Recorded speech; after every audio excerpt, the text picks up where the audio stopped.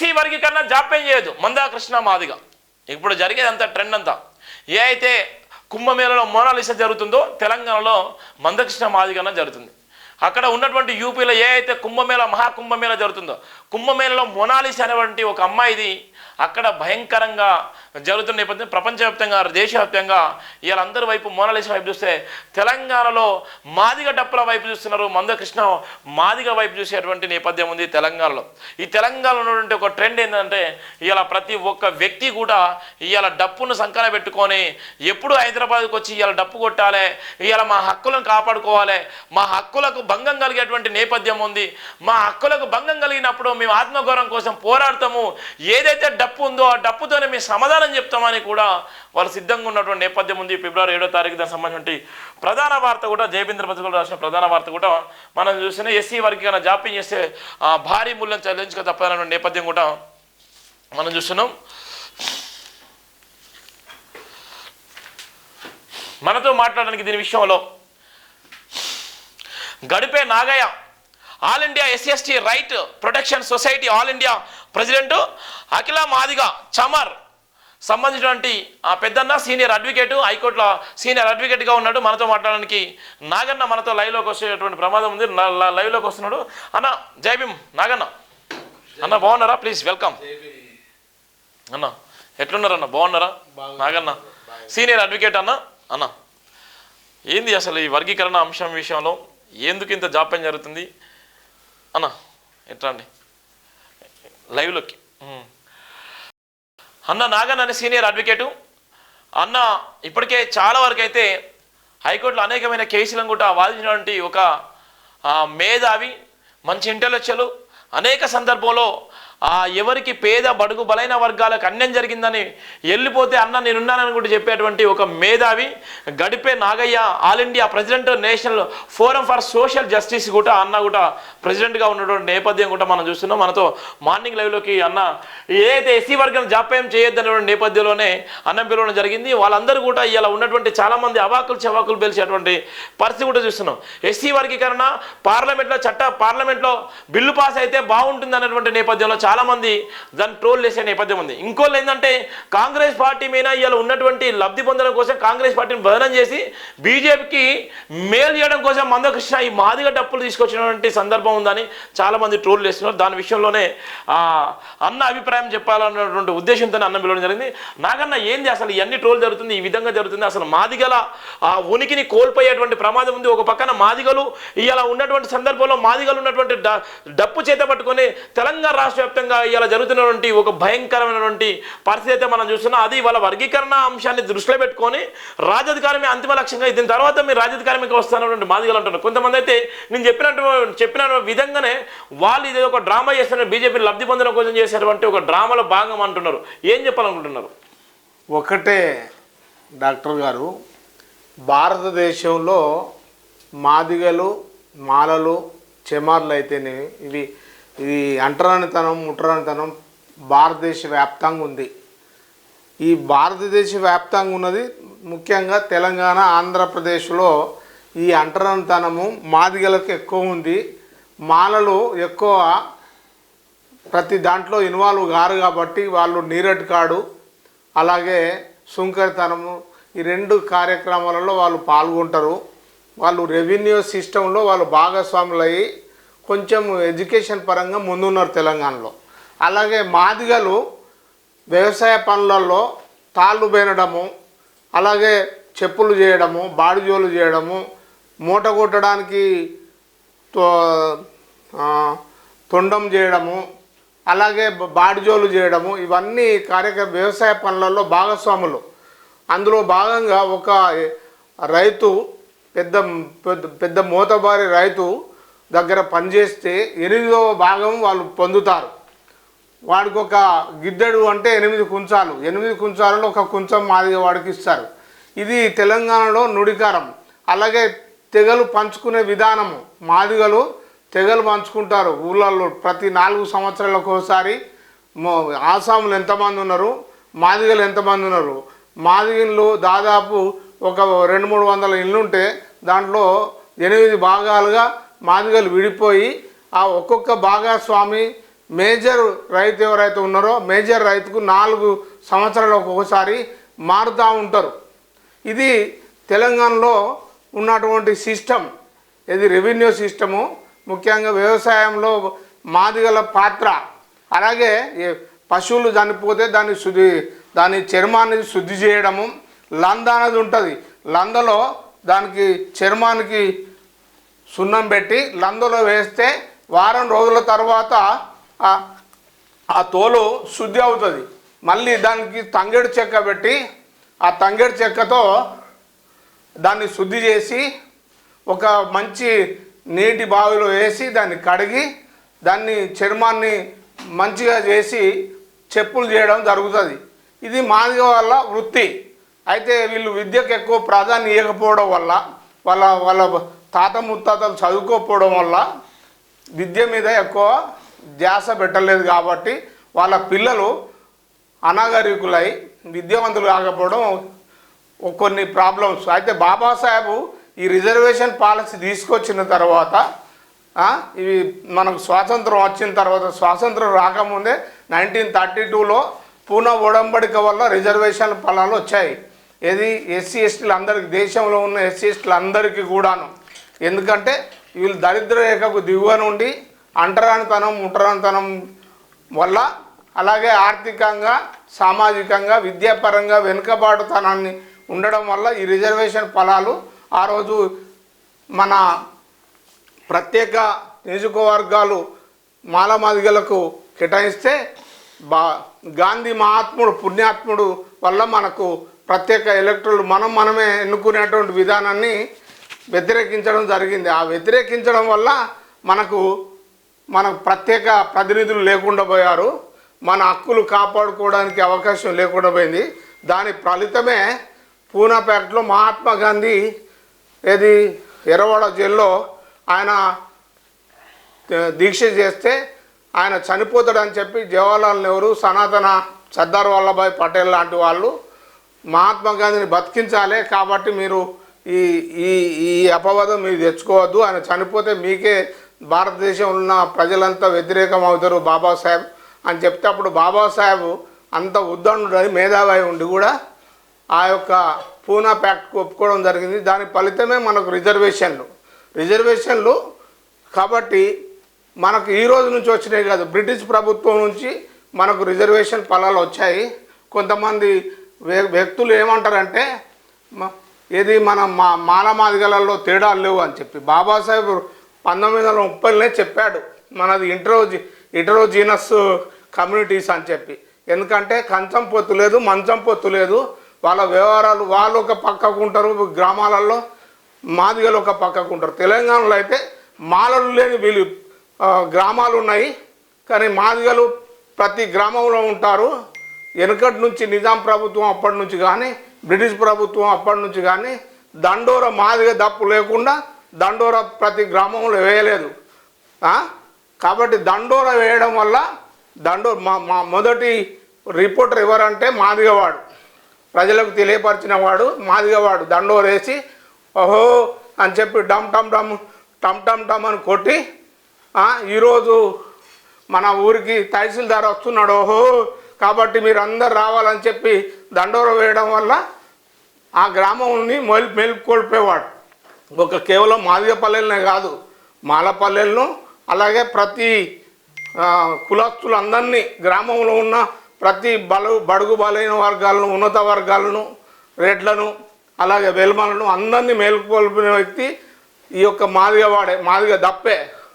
అందువల్ల ఈరోజు మన సుప్రీంకోర్టు జడ్జిమెంట్ ఎప్పుడైతే వచ్చాదో, ఆనరబుల్ సుప్రీంకోర్టు జడ్జిమెంటు ఆగస్ట్ 1 వచ్చాదో, ఆ సుప్రీంకోర్టు జడ్జిమెంట్ వచ్చిన ఒక అరగంటలోనే మన రేవంత్ రెడ్డి గారు అసెంబ్లీలో మన మాదిగ ఎమ్మెల్యేలు అందరినీ దగ్గరికి పిలుచుకొని, మాదిగ మంత్రి అయినటువంటి దామోదర్ రాజనరసింహన్ దగ్గరికి పిలుచుకొని, అలాగే విప్ అయినటువంటి లక్ష్మణ్ కుమార్ను దగ్గర పిలుచుకొని, నేను ఖచ్చితంగా ఆర్డినెన్స్ తీసుకొస్తాను, భారతదేశంలో మొదటి రాష్ట్రంగా ఈ రిజర్వేషన్ సబ్ కేటగరైజేషన్ అమలు చేస్తాను అని చెప్పి మాట ఇచ్చినటువంటి వ్యక్తి. కాబట్టి తెలంగాణలో దాదాపు 50 లక్షల మంది మాదిగలు ఉంటారు. ఇది ఇప్పుడు ప్రస్తుత పరిస్థితిలో. అయితే 2011 లెక్కల ప్రకారం 35 లక్షల మంది మాదిగలు ఉంటే మాలలు 17 లక్షల వరకే ఉంటారు. కాబట్టి ఆ లెక్కల ప్రకారము 2011 లెక్కల ప్రకారము మనము సెన్సస్ ఆఫ్ ఇండియా ఏదైతే డిక్లేర్ చేసిందో దాని ప్రకారం ఈ సబ్ కేటగరైజేషన్ చేస్తే మాదిగలకు 12% రిజర్వేషన్లు వస్తాయి. అదే మాలలకు ఒక 5% వరకే వస్తుంది. ఉపకులాలను కలుపుకుంటే మరి మాదిగలకు 10% రిజర్వేషన్ ఇచ్చి అలాగే ఉపకులాలకు ఒక 2% ఇస్తే మాలలకు ఒక 5% రిజర్వేషన్ కల్పిస్తే ఈ ప్రాబ్లంకు ఫుల్ స్టాప్ అవుతుంది. కాబట్టి రేవంత్ రెడ్డి గారు వెంటనే ఈ ఎస్సీ సబ్ కేటగరైజేషన్ రిజర్వేషన్ ఫలాలను ప్రజలకు అందటట్టు, ముఖ్యంగా ఎస్సీ ఎస్టీ ప్రజలకు, ఎస్సీ ప్రజలకు, ముఖ్యంగా మాదిగ వర్గమైనటువంటి ప్రజలకి, మొత్తము మాల వర్గాల ప్రజల మధ్య వైషమ్యాలు ఇంకా ముందుకు పోకుండా, గొడవలు పెరగకుండా, కాబట్టి ఈ 57 ఉపకులాలకు కూడా లాభం జరిగేటట్టు కేవలము ఈ ఉపకులాల ప్రజలు కూడా మాదిగ వాళ్ళను, మాల వాళ్ళను దూషించడం జరుగుతూ ఉంది. ఇది గ్రౌండ్ రియాలిటీ. కాబట్టి మనము ఈ భారత ప్రభుత్వం అయినటువంటి సుప్రీంకోర్టు అయితే స్పష్టంగా చెప్పింది. సుప్రీంకోర్టులో అయితే ఏదైతే చెప్పినటువంటి ఏదైతే 1/7 ఏదైతే ఉందో దానికి సంబంధించిన అంశాన్ని తీసుకున్న తర్వాత 1/6 ఏదైతే వీళ్ళకి చెప్పిన తర్వాతలో అది సుప్రీంకోర్టు కాదు, సుప్రీంకోర్టు ఇయ్యొద్దు, అది పార్లమెంటే చేయాలని చెప్తున్న నేపథ్యం మీ దగ్గర ఉన్నటువంటి ఆధారం ఏమైనా లైవ్లో ఏమైనా చూపించగలుగుతారా?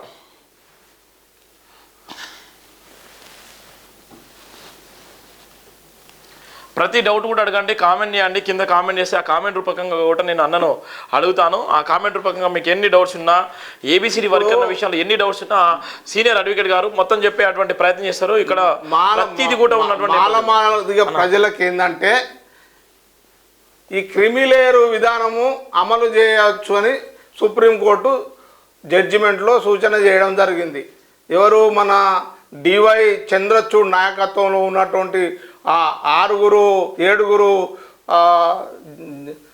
జడ్జిల సమూహము ఒకటే చెప్పేది ఏమన్నదంటే క్రిమిలేయర్ను మీరు అమలు చేసుకుంటే మిగిలినటువంటి లోయెస్ట్ ఆఫ్ ది పూర్ ప్రజలకి మేలు జరుగుతుంది అని వాళ్ళు సూచన చేశారు. అయితే క్రిమిలేయర్ విధానాన్ని ఇంద్రసాని కేసు ఇష్యూలో 1992 జడ్జిమెంట్ ప్రకారము క్రిమిలేయరు బీసీలకు వర్తించదు అని చెప్పడం జరిగింది. అలాగే ఎస్సీ ఎస్టీలకు కూడా వర్తించదు అని చెప్పడం జరిగింది. కాబట్టి క్రిమిలేయర్ విధానము సుప్రీంకోర్టు ఇచ్చిన జడ్జిమెంట్లో కొంచెము దీన్ని ఇబ్బందికరంగా ఉంది. అలాగే ఎంపెరికల్ ఫార్ములా ఏది డాటా బేస్ మీద ఎవరు బీదవారు కాదు, ఎదిగిన వాళ్ళు ఎవరు, ఎదగని వాళ్ళు ఎవరు. ఇప్పుడు మన వివేక్ వెంకటస్వామి వాళ్ళ కుటుంబం, ముఖ్యంగా జి వెంకటస్వామి, గడ్డం వెంకటస్వామి మాజీ మంత్రివర్యుల పిల్లలైతేనేమి, గడ్డము వినోద్ అయితేనేమి, గడ్డం వివేక్ అయితేనేమి, గడ్డము వంశీ అయితేనేమి, ఈ ముగ్గురికి మన పార్లమెంట్లో కానీ అసెంబ్లీలో కానీ ప్రాతినిధ్యం ఉంది. 2 ఎమ్మెల్యేలుగా ఒక ఆయన పార్లమెంట్ సభ్యులుగా. ఇలాంటి కుటుంబాలు క్రిమిలేయర్లు వర్తిస్తుంది అని చెప్పి సుప్రీంకోర్టు చెప్పడం జరుగుతూ ఉంది. అంటే ఇలాంటి వాళ్ళకు ఒక ఎగ్జాంపుల్ ఇస్తున్నా, వాళ్ళు మాకేం వ్యతిరేకులు కాదు, వాళ్ళు ఎదుగని ఇంకా లక్షల కోట్లు సంపాదించుకొని, అలాగే తాతా బిర్లాను మించి ముఖేష్ అంబానీ మించి పోనీయండి, మాకేం అభ్యంతరం లేదు, వీ ప్రౌడ్ ఆఫ్ ఇట్. కానీ వాళ్ళు ఈ రిజర్వేషన్లకు వ్యతిరేకంగా పోరాటాలు చేయడం ఇది రాజ్యాంగ విరుద్ధము. ముఖ్యంగా బడుగు బలైన వర్గాలు ఎదగాలంటే ఇలాంటి వాళ్ళు కూడా స్ఫూర్తినివ్వాలి, సపోర్ట్ చేయాలి. కానీ వీళ్ళే ముందుకు వచ్చి ఎందుకోసం అంటే రేపు ఈ సబ్ కేటగరైజేషన్ అయితే వాళ్ళకు ప్రాతినిధ్యం ఉండదు, ముఖ్యంగా మాదిగలు ముందుకు వస్తారు. కాబట్టి మన స్టేట్లో తెలంగాణలో ఉన్నటువంటి 3 సీట్లు ఎంపీ సీట్లలో 3 కూడా మాలలకే పోయినాయి, కాంగ్రెస్ పార్టీ ఇచ్చింది. ఎందుకోసం అంటే మరి కాంగ్రెస్ పార్టీ వాళ్ళ ప్రణాళికలో ఎందుకు పెట్టింది, మేనిఫెస్టోలో పెట్టినప్పుడు ఖచ్చితంగా ఇంప్లిమెంట్ చేయాలి కదా, మాదిగలకు ఒక సీటు ఇవ్వాలి కదా. అదే ఆ ఒక్క సీటు కూడా బైండ్ల అతను మా కడియం శ్రీ గారి కూతురు అయినటువంటి కావ్య గారికి ఇవ్వడం జరిగింది. ఇది రాజ్యాంగ విరుద్ధం కదా. మరి 50 లక్షల మంది మాదిగలకు అన్యాయం చేసినట్టే కదా. ఇట్లా అన్యాయాలు జరుగుతున్నాయి కాబట్టి మా మందకృష్ణ గారి నాయకత్వంలో, ఎంఆర్పిఎస్ నాయకత్వంలో ఈ యొక్క పోరాటం జరుగుతూ ఉంది గత 30 ఏళ్ళ నుంచి. మరి ప్రభుత్వాలు ఈ యొక్క అంశాన్ని వీళ్ళకు ఏది మాదిగల సంక్షేమం గురించి పట్టించుకోకపోవడం రాజ్యాంగ విరుద్ధం కాదా? ఎందుకంటే మన సంక్షేమ రాజ్యం ఆర్టికల్ 39 ప్రకారము డైరెక్టివ్ ప్రిన్సిపల్స్ ఆఫ్ స్టేట్లో తెలియపరచడం జరుగుతూ ఉంది. అలాగే ఆర్టికల్ 14 అయితేనేమి, ఆర్టికల్ 15 అయితేనేమి, ఆర్టికల్ 16 అయితేనేమి, ఇవన్నీ కూడా ఈ యొక్క సంక్షేమ రాజ్యానికి బేస్గా ఉన్నటువంటి ఆర్టికల్స్. ఆర్టికల్ 14 ప్రకారం equality before law, equal protection of law. మరి article 15 no discrimination in the name of caste, religion, race, sex, place of birth. మరి ఇవన్నీ మరి మన చట్టంలో పొందుపరచుకోవడం జరిగింది. అట్లాగే ఈక్వల్ ఆపర్చునిటీస్ ఆర్టికల్ 16. మరి ఈక్వల్ ఆపర్చునిటీస్ ఇవ్వాలి కదా. కేవలం కొంతమందే మనల్లో ఎదిగిన వాళ్ళని కొట్టుకపోతే ఎదగని వాళ్ళ పరిస్థితి ఏంటి? కాబట్టి మనల్లో మనం ఈ గొడవలు పెట్టుకోకుండా మాలలు మాదిగలు కలిసి ముందుకు పోవాలని చెప్పి మాల మేధావులకు, అలాగే మాదిగ మేధావులకు, ముఖ్యంగా ఎవరైతే ఈ మన దిగంబర్ కాంబ్లే లాంటి మిత్రులు కేవలం మాదిగలను, ముఖ్యంగా మందకృష్ణను టార్గెట్ చేసి బూతులు మాట్లాడడము, ఇండివిజువల్గా తిట్టడము ఇది సరైనది కాదు. అలాగే మందకృష్ణ గారు కూడా మాలలు ద్రోహులు, వ్యతిరేకులు, అలాగే వాళ్ళు ఒక ఉన్మాదులు, మతోన్మాదులు అని మనము మనువాదులు అని మనం దూషించుకోవడం సరైనది కాదు. కాబట్టి మందకృష్ణ గారు కూడా కొంచెము నాలుక కంట్రోల్ పెట్టుకుంటే అన్ని విధాలా శ్రేయస్కారం. వాళ్ళు కూడా మన సోదరులే. అయితే కొందరే ఎదిగినటువంటి మాలలు ఉన్నారు. మనము ఎదిగిన మాలలకు వ్యతిరేకం కాదు. కాకపోతే వాళ్ళే చిచ్చు పెడుతున్నారు, వాళ్ళే సమస్యను పరిష్కారం కాకుండా చూస్తున్నారు. ఇంకా లైవ్లో కూడా కొంతమంది వేరే వాళ్ళు కూడా కామెంట్ చేస్తున్నారు. ఆ కామెంట్తో పాటు మనం అయితే అన్న ఇక్కడ వేరే అబ్బాయి కూడా తిడుతున్నాడు, మన లైవ్లో మాట్లాడుతుంటే ఆ అబ్బాయి కూడా మాట్లాడుతున్నాడు. వాళ్ళు అబ్బాయి కూడా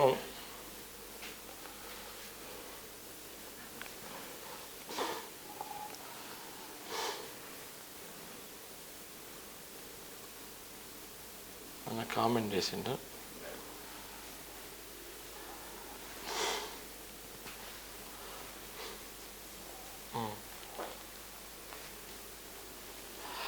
ఇక్కడ ఎవరైతే మన అడ్వకేట్ గారు మాట్లాడుతున్న సందర్భంలోనే ఇగో ఈయన కామెంట్ చేసింది. ఈ కామెంట్కి రిప్లై అయింది. ఇక్కడ చూడండి అన్న, ఎస్సీలకు క్లాస్ 4 ఉద్యోగాలు మొదలైంది 1970 నుండి 24 సంవత్సరాలు అయ్యేటప్పటికి మాలల్లో ఉద్యోగాలు తినేశారు అని 1994లో మందగాడు మాదిగలకు విషం ఎక్కించేశాడు. ఈ సమయంలోనే అభ్యర్థులు లేక మిగిలిపోయినట్టు పోస్టులు.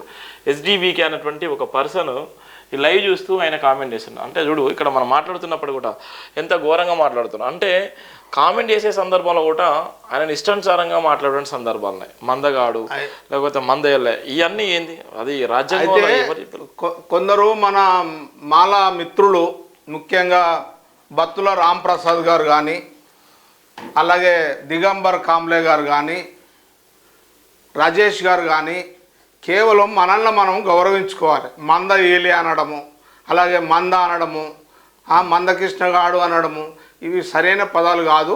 అవన్నీ ఉపసంహరించుకోవాల్సిందిగా నేను ఈ మిత్రులందరికీ చెప్పుకుంటున్నాను. మాలలు మాదిగలు ఒక సోదర భావంతో ఉండాలి. మనం ఎట్టి పరిస్థితుల్లో హోమోజీనస్ కాదు, ఇట్రోజీనసే.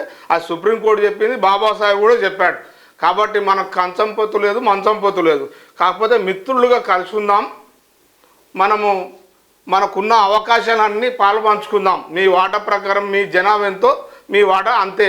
కాబట్టి మాదిగల జనాభా ఎంతో మాదిగల వాటా అంతే. అలాగే ఉపకులాల జనాభా ఎంతో వాళ్ళ వాటా కూడా అంతే. కాకపోతే ఉపకులాలు, నా ఉద్దేశంలో ఉపకులాలు వాళ్ళు సంచార జాతులుగా చాలామంది ఉన్నారు. వాళ్ళు ఒక స్థానంలో ఉండరు. కాబట్టి వాళ్ళకు ఒక రెసిడెన్స్ అనేది సరిగా ఉండదు. కాబట్టి వాళ్ళకు ప్రత్యేక రెసిడెన్షియల్ కాలేజెస్ పెట్టి వాళ్ళకు సపరేట్ విద్యా అవకాశాలు కల్పించాలి ప్రభుత్వం. ఆర్థిక వనరులు క్రియేట్ చేయాలి.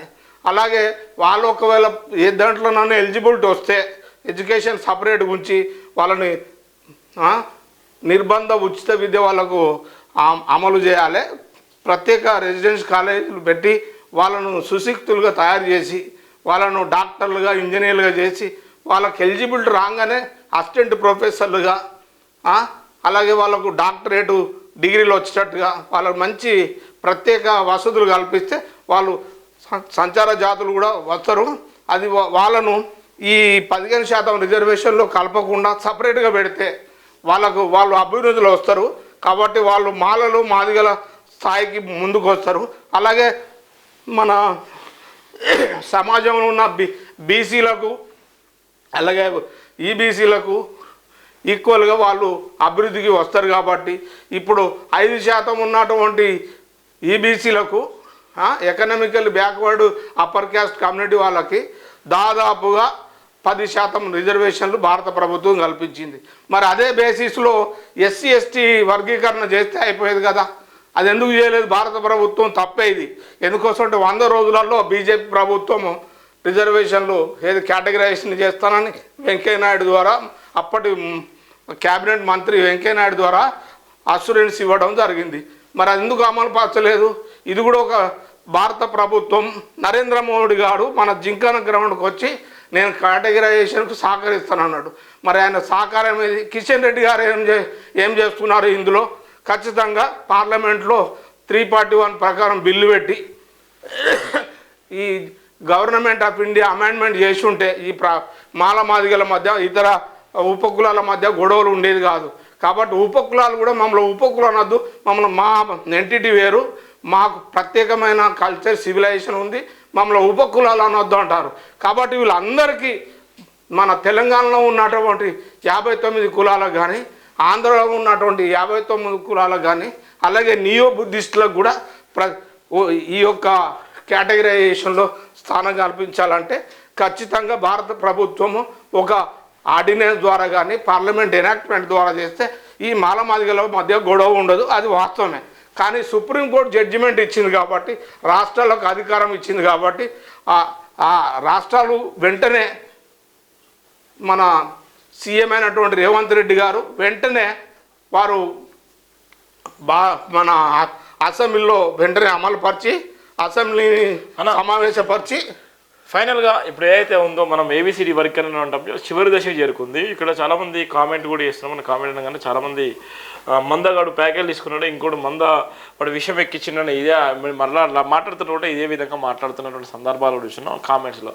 దీన్ని ఏ విధంగా చెప్పాలనుకుంటున్నాను. ఇంకోటి ఏంటంటే ఇప్పుడు ఉన్నటువంటి సందర్భంలో ఫిబ్రవరి 7వ తారీఖు జరిగేటువంటి ఏదైతే భారీ బహిరంగ సభ ఉందో 1000 గొంతులు 1,00,000 డప్పులు అనేటువంటి నేపథ్యంలో చాలామంది కూడా ట్రోల్ చేశారు, చాలామంది వివిధ రకాలుగా మాట్లాడుతున్నారు. ఏబిసిడి వర్గీకరణ అంతిమ దశకు చేరుకున్నటువంటి సందర్భాలు కూడా ఉన్నాయి. ఇది ఏ విధంగా చెప్పాలనుకుంటున్నారు ఫైనల్ అటు లైవ్లో? నేను ఒక్కటే చెప్తున్నా, కొందరు మాల సోదరులు లైవ్లో వచ్చి కామెంట్ చేస్తూ ఉన్నారు. ముఖ్యంగా మందకృష్ణను వారిని కించపరిచేటట్టుగా మాట్లాడుతున్నారు. అందుకోసం నేను ఒక్కటే మాల సోదరులకు చెప్పేది, మన సమస్య మాదిగల ఎంఆర్పిఎస్ చేసిన ఉద్యమం ఏదైతే ఉందో సామాజిక న్యాయం గురించి పోరాడుతుంది.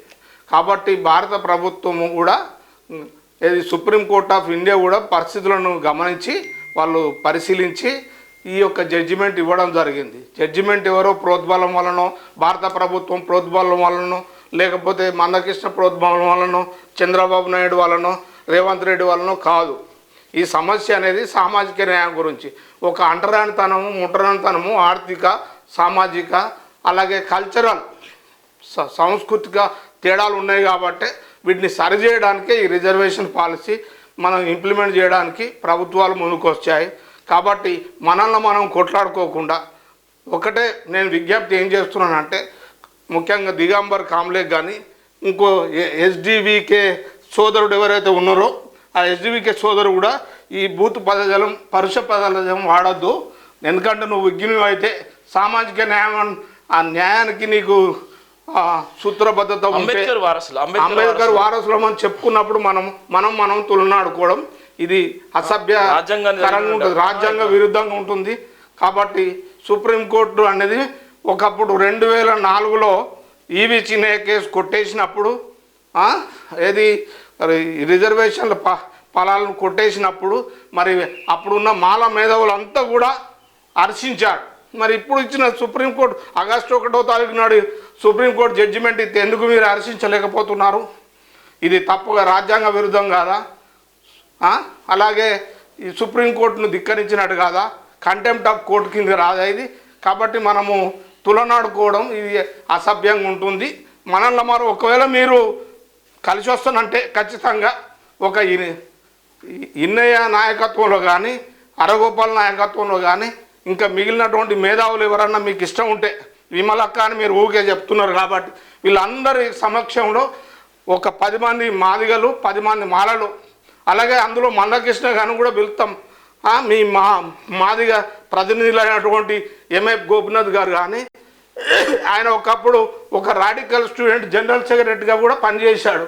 కాబట్టి మరి ఒక రాడికల్ భావాలు ఒక మావోయిస్ట్ భావాలు ఉన్న వ్యక్తులు కూడా వ్యతిరేకిస్తానంటే మీ ఆకునూరు మురళి గారు కానీ మీలాంటి మేధావులందరూ రండి, ఒక డిస్కషన్ చేద్దాము. అటువైపు వివేక్ గారిని కూడా కుక్కుండబెట్టి మనల్ని మనం పరిష్కరించుకుందాము. ఈ సుప్రీంకోర్టును మీరు తులనడం సరైనది కాదు కదా. కాబట్టి మనం కలిసి పనిచేద్దాం. మీరు రండి, జేబీ రాజు లాంటి వాళ్ళు, గడ్డం శంకర్ లాంటి వాళ్ళు మీరు అందరూ వచ్చి మాట్లాడదాం. అటు మందకృష్ణ గారిని కూడా పిలుద్దాం, ఒక 10 మంది ఇటు మీరు అందరూ వచ్చి మాట్లాడుకుందాం. మీకు ఒకవేళ సహనం మనల్ని మనం తులనాడుకోవడం ఇక్కడ ఒక్క నిమిషం. ఎంఆర్పీఎస్ వ్యవస్థాపక అధ్యక్షుడు మందకృష్ణ మాదిగ విజ్ఞప్తి చేయొద్దని లక్ష డబ్బులతో నిర్వహణ ఎస్సీ వర్గర్న జాప్యం చేయించే హింసించే సామాజిక కార్యక్రమాన్ని విజయవంతం చేయాలని ఎంఆర్పీఎస్ వ్యవస్థాపక అధ్యక్షుడు మందకృష్ణ మాదిగ అన్నారు. మంగళవారం సోమాజిగూడ ప్రెస్ క్లబ్లో రెడ్డి జాగృతి ఆధ్వర్యంలో నిర్వహించిన న్యాయమైన ఎస్సీ వర్గర్ను మద్దతుగా రెడ్డిల సదస్సులో కార్యక్రమంలో ఆయన మాట్లాడుతూ ఎస్సీ వర్గర్ల కోసం 30 ఏళ్లుగా పోరాటం చేస్తున్నామని తెలిప న్యాయమైన ఎస్సీ వర్గీకరణకు అన్ని సంఘాలు కులాల నుండి మద్దతు లభిస్తుందని పేర్కొన్నారు. అగ్రకులాల్లో కూడా పేదలు ఉన్నారని ఆయన తెలిపారు. సాయం పొందిన వారి పట్ల ప్రతి ఒక్కరి పట్ల అంబేద్కర్ చెప్పిన మాట ప్రకారం కృతజ్ఞతతో ఉంటామని అన్నారు. శాంతియుతంగా ఎంఆర్పీఎస్ ఎస్సీ వర్గీకరణ కోసం పోరాటం చేస్తుందని పేర్కొన్నారు. షెడ్యూల్ కులాల అతిపెద్ద కులమైన మాదిగలను ప్రకాశం జిల్లాలో పుట్టిన ఎస్సీ వర్గీకరణ ఉద్యమం దేశవ్యాప్తంగా ప్రభావితం చేసిందని తెలిపారు. ప్రభుత్వం పట్టించుకునే విషయాలన్నీ ప్రతిపక్ష నేతలు లేవనెత్తిన అంశాలను ఎంఆర్పీఎస్ ప్రశ్నించిందని అన్నారు. 2004 ఆగస్టులో ఆరోగ్యశ్రీ పథకానికి బీజం వేసింది ఎంఆర్పీఎస్ అని గుర్తు చేశారు. అనేక సమస్యలపై ఎంఆర్పీఎస్ పోరాటం చేసిందన్నారు. ఫిబ్రవరి 7వ తేదీన లక్ష డబ్బులతో మందకృష్ణ మాదిగ నిర్వహించే ఎస్సీ వర్గీకరణ రెడ్ల మద్దతు ఇవ్వాలని కోరారు. రెడ్డి జాగృతి వ్యవస్థాపక అధ్యక్షుడు పిట్టా శ్రీనివాసరెడ్డి మాట్లాడుతూ ఎస్సీ వర్గీకరణ మద్దతు తెలపడం ఒక సామాజిక బాధ్యతగా భావిస్తున్నారు. రెడ్లు అంటే సామాజికంగా ఆర్థికంగా బలపడిన వర్గంగా చూస్తారు, కానీ రెడ్డిలో కూడా బడుగు బలైన వర్గాలు వారు ఉన్నారన్నారు. రెడ్ల హక్కుల కోసం న్యాయమైన డిమాండ్లకు మందకృష్ణ మాదిగ పోవడం ఒక స్ఫూర్తి అని తెలిపారు. డబ్బున్న వారికి పార్టీ టికెట్లు ఇస్తున్నారని, దీంతో పేదవారికి అన్యాయం జరుగుతుందని మండిపడ్డాడు. పేదవారికి చట్టసభల్లో అవకాశాలు దక్కాలని రెడ్ల కార్పొరేషన్ చైర్మన్ ఏర్పాటు చేయాలని ప్రభుత్వాన్ని డిమాండ్ చేశారు. ఈ విషయమై మందకృష్ణ మాదిగ రెడ్లకు మద్దతుగా నిలవాలని కోరారు. న్యాయమైన ఎస్సీ వర్గీకరణకు రెడ్ల మద్దతు ఎప్పుడు ఉంటుందనేటువంటి పేర్కొన్న నేపథ్యం కూడా మనం చూస్తున్నాం. దీని విషయంలో ఏం చెప్పాలో చెప్పండి. సోదరులారా, సోదరి మనులారా, ముఖ్యంగా మందకృష్ణ గారు చాలా కేవలము ఎస్సీ కేటగిరైజేషన్ గురించే పోరాడలేదు. సమాజంలో ఉన్నటువంటి వెనుకబాటుతనాన్ని అంతా అండగట్టాడు. ప్రజలకు సంక్షేమానికి ఉంచినటువంటి ఆరోగ్యశ్రీ అయితేనేమి, వికలాంగులకు పెన్షన్లు అయితేనేమి, అలాగే చిన్నపిల్లలకు గుండె ఆపరేషన్లు అయితేనేమి, ప్రతి కార్యక్రమంలో మందకృష్ణ గారు ముందున్నాడు, పోరాటాలు చేశారు. కేవలం మాదిగోళ్ళకే వాళ్ళ తరపున వకాలత్ పుచ్చుకొని పోరాటం చేస్తున్నానది శుద్ధ తప్పు. ఇది కేవలము ఆయన 30 సంవత్సరాలలో 3 సార్లు విజయం సాధించాడు. రిజర్వేషన్ ఫలాలను మాదిగ ప్రజలకు అందించాడు, ఉపకులాలకు అందించాడు. కాబట్టి ఆయన ఒక ఆజానుభావుడుగా ఆజన్మ ప్రజల కొరకు ఆయన ముందుకు వచ్చినటువంటి ఒక వరపుత్రుడుగా వచ్చాడు. కాబట్టి మనం మందకృష్ణను తులనాడుకోవడం తప్పు. కాబట్టి ఆయన రెడ్డి వర్గాలకు కానీ బ్రాహ్మణ వర్గాలకు కానీ ప్రతి వైశ్యులకు కానీ బీదవాడు ఎవడు ఉంటే వాని గురించి పోరాటం చేసినటువంటి వ్యక్తి. కాబట్టి మన మందకృష్ణ గారు 1,00,000 డప్పులు 1000 గొంతులు అనే కార్యక్రమాన్ని విజయవంతం చేయాలని చెప్పి దాన్ని ఖచ్చితంగా మానవ సోదరులు కూడా ఇందులో వచ్చి మన హక్కుల గురించి సమిష్టి ఉద్యమాలు ముందుకు తీసుకుపోదాం. రండి, కలిసి పయనిద్దాం. కేవలం మందకృష్ణ మాదిగల గురించి కాదు, మాలల గురించి కూడా పోరాటం చేసింది. కారం చేడు తర్వాత ఆయనే నెక్స్ట్ పదిరకుప్పం కానీ మిగిలినటువంటి ఏ సంఘటన జరిగినా మందకృష్ణ ముందున్నాడు. కాబట్టి మనం తులనాడుకోవద్దు. మాల ప్రజలారా, మాల నాయకులారా, అంబేద్కర్ వారసులారా అందరూ కలిసి పయనిద్దాం, ముందుకు రండి, కలిసి పోరాడదాం. కాబట్టి మనల్ని మనం కొట్లాడుకోవడం, నువ్వు తుమ్కెత్తే మైకెత్తే అనుకోవడం వల్ల సమస్య పరిష్కారం కాదు. మనం ముందుకెళ్లాల్సిన అవసరం ఉంది. మీరు కోరుకున్నటువంటి మేధావులను అనుకున్నటువంటి మన ఇద్దరి మధ్య ఉన్నటువంటి ప్రతినిధుల ముందు మనం ఇరు పక్షాలను కలిసి పయనిద్దాం. మందకృష్ణ గారు చేసేటువంటి పోరాటానికి మాదిగలంతా సహకరించాలి, లక్షలాదిగా కదిలి రావాలి. మనము తెలంగాణలో ఇప్పుడు 2011 జనాభా లెక్కల ప్రకారం 35 లక్షల మంది ఉన్నాం. అందులో కనీసం 2-3 లక్షల మంది, ఈ లక్ష డప్పులు కాదు, లక్షల డప్పులు కదిలి రావాలి, వేల గొంతులు కలిసి పాటలు పాడాలని చెప్పి నేను విజ్ఞప్తి చేస్తున్నా మాదిగ ప్రజలందరికీ. మాల సోదరులందరూ కూడా మీరు కలిసి రావాలని చెప్పి, మీరు కలిసి వచ్చి మనం పోరాటం చేసుకొని హక్కులు సాధించుకోవాల్సిందిగా ముందుకెళ్దాం. అంబేద్కర్ చెప్పినట్టు బోధించు, సమీకరించు, పోరాటం నినాదంతో మనం ముందుకెళ్దాం. కాబట్టి జాతి పునాదుల మీద మనము ఏ సమాజాన్ని నిర్మించలేము, బాబాసాహెబ్ చెప్పినట్టుగా. కాబట్టి మనం ఊరికే ఈ కుల పునాదుల మీద, మత పునాదుల మీద మనం పోరాటం చేస్తే కుదరదు. కాబట్టి మనం అందరం కలిసి ముందుకెళ్దాం. రాజ్యాంగం 1950 ప్రెసిడెన్షియల్ ఆర్డర్ ప్రకారం ముందుకెళ్దాం. కాబట్టి మీరు అందరూ ముందుకు రావాలని చెప్పి, మీరు ఈ జై భీమ్ టీవీ ప్రతినిధి అయినటువంటి మన సోదరుడు, ఫౌండరు, చైర్మన్ వారికి నా యొక్క కృతజ్ఞతలు. ఈ జై భీమ్ టీవీ మనది. కాబట్టి మనం ఎప్పుడు జై భీమ్ టీవీలో మన సమస్యలు చెప్తూ మనం ముందుకెళ్ళాలని చెప్పి మీ అందరికీ ఈ అవకాశం ఇచ్చిన తమ్ముడు బరిగెల శివ గారికి, అలాగే టెక్నీషియన్స్ అందరికీ నేను థ్యాంక్స్ చెప్తూ, జై భీమ్, జై Jagjivan. Thank you so much అన్న. సీనియర్ అడ్వకేట్, హైకోర్టు అడ్వకేట్ గడప నాగన్న ఇప్పుడైతే మనం చెప్పిండు అనేక విషయాలు మనం చెప్పిండు. ఎందుకోసం అంటే అన్నం పిలవగా అన్న ఎంబడి వచ్చిండు, అన్నకి ఎలాంటి ప్లానింగ్ లేదు. అన్న తిరిమిన ఇవ్వండి మందకృష్ణ మాదిగదికి సంబంధించినటువంటి వార్త రాయడం జరిగింది, అనే విషయాలు మీరు మాట్లాడదు రానని చెప్పడం జరిగింది. అన్న ఎందుకోసం అన్న హైకోర్టుకి వెళ్ళేటువంటి క్రమంలోనే ఒక్కసారి విజిట్ చేసిపోండి అని చెప్పడంతోనే అన్న ఎలాంటి ప్రిపరేషన్ లేకుండా రాడింది. అనేకమైనటువంటి ఏ అయితే బాబాసాహెబ్ అంబేద్కర్ గారు మొదటి నుంచి రాజ్యాంగం రాసినప్పటి నుంచి అక్కడ ఉన్నటువంటి గాంధీ కుట్రలు కానీ, ఉన్నటువంటి ఏబిసిడి వర్గన్న విషయంలో కానీ, ఎవరైతే బీసీ సామాజిక వర్గం విషయంలో కానీ, అనేక మంది విషయంలో కానీ ఆయన పొందుపరిచినటువంటి అనేక అంశాలు ఉన్నాయి. ఏ అయితే స్వేచ్ఛ, సమానత్వం, సవృత్వం ఏ విధంగా ఉందో, ఏ అయితే బాబాసాహెబ్ అంబేద్కర్ బోధించి సమకరించి పోరాడి ఈ నినాదమే అయితే ఏ విధంగా అయితే చెప్పిండో, అదే తరహాలో పాటించాల్సిన బాధ్యత కూడా ఎస్సీలో ఉన్నటువంటి 59 కులాలకు ఉన్నాయి. ఒక కులం మీద ఇంకో కులం విరుచుకుపడే విధంగా, అవమానపరిచే విధంగా ఇది అంబేద్కర్ భావాజాలం కాదనేటువంటి విషయాలు కూడా అన్న చెప్పడం జరిగింది. అన్నకు ప్రత్యేకమైనటువంటి జైబులు. కొందరు ఉపకులాల మిత్రులు కూడా, ముఖ్యంగా రాజలింగం గారు, అలాగే మోచి మిత్రుడు వెంకటేష్ గారు కేవలము మా ఉపకులాలను పట్టించుకోవడం లేదంటున్నారు. మందకృష్ణ గారు ఎన్నో పోరాటాలు చేసే క్రమంలో మాలలు కానీ, మాదిగలు కానీ ఉపకులాల మేలు జరగాలని కోరుకోవడం జరుగుతూ ఉంది. కాబట్టి ఉపకులాల మిత్రులు వాళ్ళు బాధపడకుండా కలిసి రావాలి, ఈ పోరాటంలో కలిసి రావాలని చెప్పి వారికి కూడా విజ్ఞప్తి చేయడం జరుగుతుంది.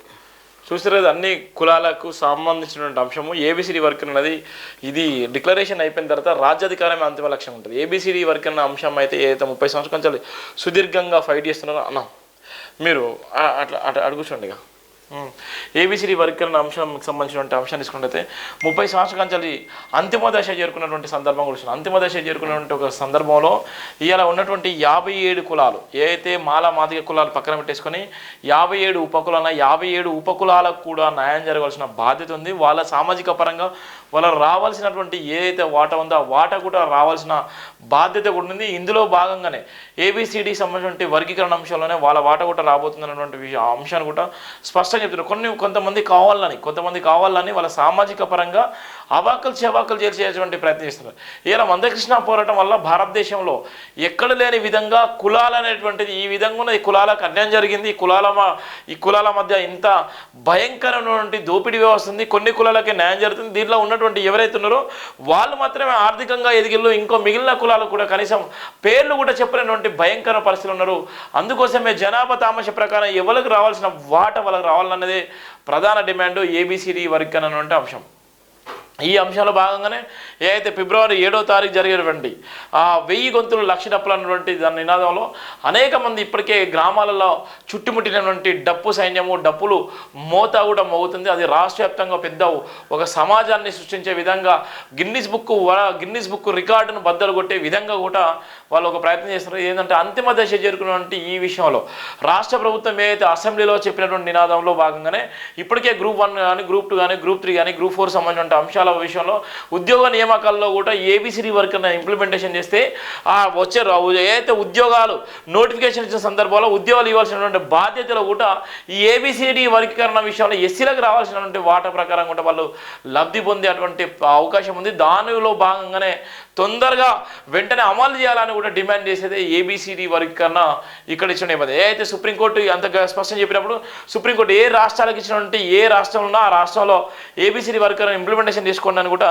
చెప్తున్న సందర్భంలో దానికి సంబంధించినట్టు ఇవాళ ఉన్నటువంటి ఎస్సీ వర్గీకరణ జాప్యం చేయొద్దు, జాప్యం చేస్తే ఇబ్బంది అవుతున్నటువంటి సందర్భాలు ఉంటున్నాయి. ఇది జైబీన్ దినపత్రికలో ఉన్నటువంటి ప్రధాన వార్తలు, వివిధ దినపత్రికల ప్రధాన వార్తల సారాంశం, మార్నింగ్ వార్త. దయచేసి ప్రతి ఒక్కరు కూడా సబ్స్క్రైబ్ చేసుకుంటే షేర్ చేయండి, విలువైన కామెంట్ చేయండి. Thank you so much. జై భీమ్.